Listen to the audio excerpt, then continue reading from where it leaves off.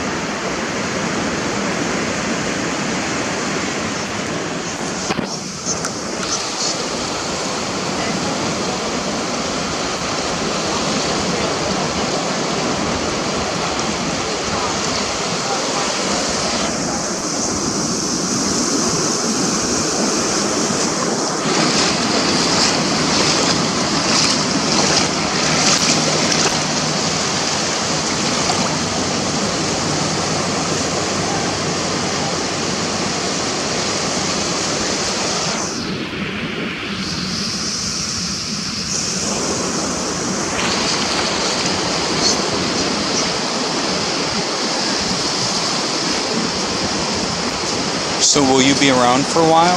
You know, I wanted my daughter to come over and observe you.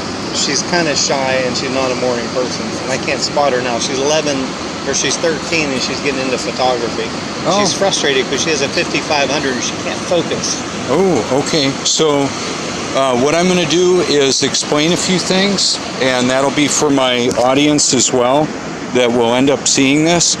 I actually have quite a few videos where I explain some of the details with videography and photography that I do. Yeah. Dropping the lens down lower gives a very different perspective and helps us to see more of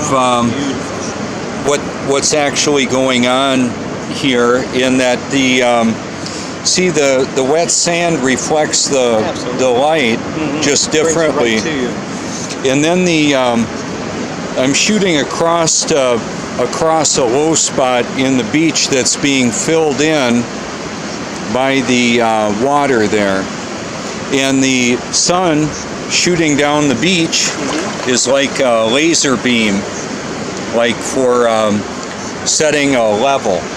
Like, have you ever worked construction where a laser is used? Well, this is kind of like that, and the breaks in the light beam are due to changes in elevation.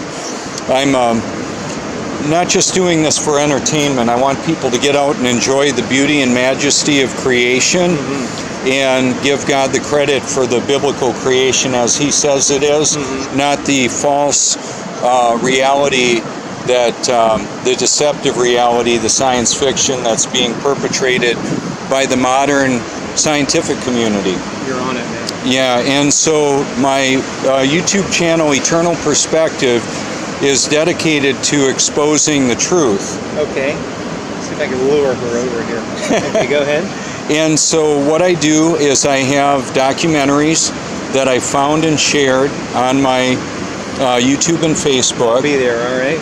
And I encourage people to develop their own YouTube channel if they want to, and just clicking like on a video actually adds that to a playlist, the liked video playlist. So if that's public, see the reflection of the buildings there?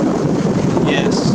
Okay, so the when it's in a perfect glassy flat water like on the other side of the building, Yes. the symmetry of the plane mirror that it actually is visible. Okay, and then when there's changes in the elevation, it changes the way this looks. Now see the people walking into the light beam there? Yep. Let's see what we get when we zoom in a little bit. So sometimes the shadows and reflections are right in line with one another, and it's very interesting. Oh my gosh, yeah. So I've got on Facebook, you can look at my photo album, Robert Forsch on Facebook. I've got your that card, correct? It's on my card, Okay. and it's also on my. Hi there. Hi there. You need to watch and listen. I'm Amazing. Robert Forsch. Nice to meet you. So this video will be on my YouTube later. Hi there. And what I wanted to do is just go ahead and I'll continue on with some of where I was going, and then you'll be able to see the rest of this later to learn some of the techniques for photography. The lens, or I should say the monitor that folds out, the LCD screen, gives a very different perspective. So it allows me to lift the lens of the camera up. Moving the lens ever so slightly gives quite a different perspective. We can see where the water has left the sand in the high spot, and we'll get more shadows on the dry sand and more reflections on the wet sand. The shadows or the reflections will go away and the shadows appear in that view right there. Now with a zoom camera like this, the P900, it allows me to zoom in considerably. Let me see. I'm gonna step on over. Y'all don't mind if you get your feet wet, right? Okay, so I'm gonna go back here and show a little bit more of what this looks like when I drop the lens down on the water. And this is a bit of a sloped surface here, but it'll end up filling in when the water comes in like that.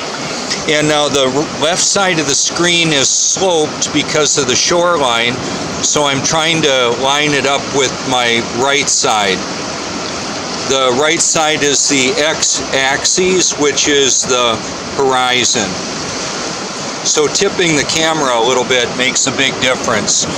When I swing it all the way over to, let's say, on out here, and I've got the pier in the shot, we can see the x-axis, there's no visible curvature, meaning that the water, undisturbed water, is flat and level and covers the face of the earth. Now what I'm going to do is keep the pier in the shot and move up to the moon to give a point of perspective so that people are aware of where the sun is, where the moon and the sun are in relationship to one another. The sun and the moon are actually moving above the face of the earth. We're not rotating, wobbling, spinning, gyrating like the theoretical physicists are telling us. Now I'm going to pan over to the Myrtle Beach skyline right here and zoom on in, and you'll be able to see the higher is drier, the wet sand is more reflective, and then I'm going to show not just the sun, what the sun does with the hard light directly on the buildings. And then based on the lens perspective, we'll be able to see light bouncing off of windows, back on down to the wet sand. It's all very interesting how that works out. Now the humidity, the lower the humidity, the crisper the image. The sun bounces off of the moisture on the out there, so it makes it a little bit more difficult to see at great distances along water where there's a lot of evaporation and high humidity. Some of my videos are shot with very low temperature and low humidity out here right over the ocean. I'm gonna zoom way on down by the pier. I'm not using a filter on the lens of the camera, so when I zoom in on the sun, it'll just be too blinding. What I'm going to do, rather than be on the sun, I will feature the water that's down below, and we can see some of the effects of that. And then just the people out here enjoying the beauty of creation. So it's to show people a world from a different vantage point. Now we can't see how deep the water there is exactly. I can pan on down and show that I'm standing in very shallow water. And then what the water looks like, what happens with the light beam as the water comes in. And when there's a change in elevation, there's a break in the light beam. So the Tides Near Me is a very effective app that I utilize to know where the sun and the moon appear from this perspective. And then I love to pan over. We can see the reflection of the family walking, and now their reflection will disappear when they move away from the wet sand, and then it reappears. It's videography and photography to engage the heart and the mind. That's a disconnect for a lot of people. They're immersed in a lot of synthetic reality, so to speak. Augmented reality or distortion, mind control programming. And what I'm wanting to show is the reality of the world that we actually live in. The water covers the face of the earth and seeks its level, so it'll fly off of a spinning tennis ball. We didn't go to the moon. We don't live on a globe. That's a deception to give us a perspective of a godless cosmic Big Bang. They said we came from monkeys. We still got the monkeys. We still have the primates that they said we came from. There has never been a transitional species discovered, a change of species. There's different genetic engineering that's gone into breeding. No change of species. Doesn't happen. So your eternal perspective, that's your YouTube. Eternal Perspective is my YouTube now. Are you all together? Okay, great. And so I've got video like this one where I'm commenting, and then the video that's, I'll pan over here for this video to here. This is a live broadcast where I'm integrating the iRig 2 device to connect my iPhone and iPod so I can broadcast the Bible live worldwide, and then people can listen to that, share it, that type of thing. I've got videos with a lot of shares. I have one where the sun appears to be in the clouds. I have a lot of those, and it was shared over 14,000 times. And what's interesting about that is even people with different spiritual beliefs are amazed at the videography that I was able to capture on that, because it's very interesting looking. Now, oh, thank you. The way that the water moves here, it'll just continue to seek its level. The tide is going out until 7:08 or so a.m., and then it'll come right back in about every 6¼ hours. And the projected tidal activity, the height of it, is very accurate in what they say. So the fountains of the deep, I believe, are still operational. That were accounted for in the flood that Noah prepared for. God opened up the floodgates of heaven. Apparently, well, there's the biblical account is there's a firmament up above the face of the earth that separates the waters from above from the waters that are below here. A lot of water up there, a lot of liquid. Not just like moisture, like a cloud that's ready to open up, like floodgates. When we look at a floodgate, like for example, I've got the Three Gorges Dam from China, the world's largest dam, and they show the spill gates and the floodgates, how they operate. Massive. It's the most hydroelectric power generated in the world.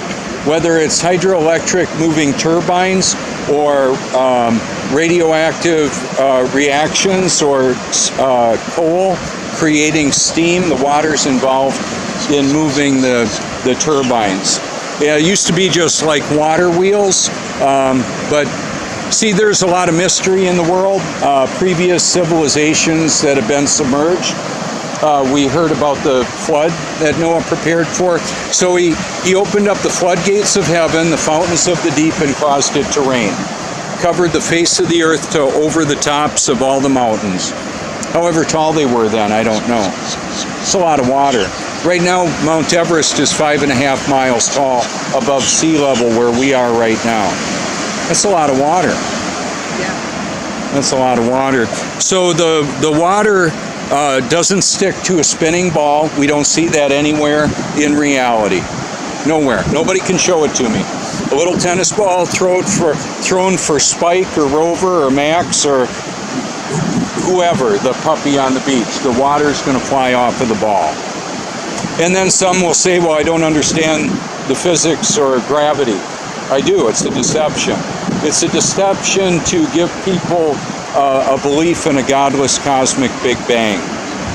They don't give us actual video of the earth. It's all computer graphic imagery. It's not reality. They use high-powered computers to create imagery that's not real. Go to the movie. You've been to the movies, right? They're good at it. They're just presenting that also as the world that we live in, and it's false. So what I do with this is show people the world from a different perspective. Out on the beach, out on the ocean, what it really is, not what they say it is. Do you travel the world? On the internet, I do. I've been coast to coast here, and up in the Midwest where we used to live, Michigan. Wisconsin is where we previously lived. We've been here for about 10 years now. So I think I'm gonna go ahead and close this out and say thank you so much for watching, liking, and sharing. This is Robert Forsch with Eternal Perspective. And for an eternal perspective, I encourage everybody to hear, share, and of course, obey God's Word, Bible.com. Feel free to give me a call anytime you like. Thank you so much.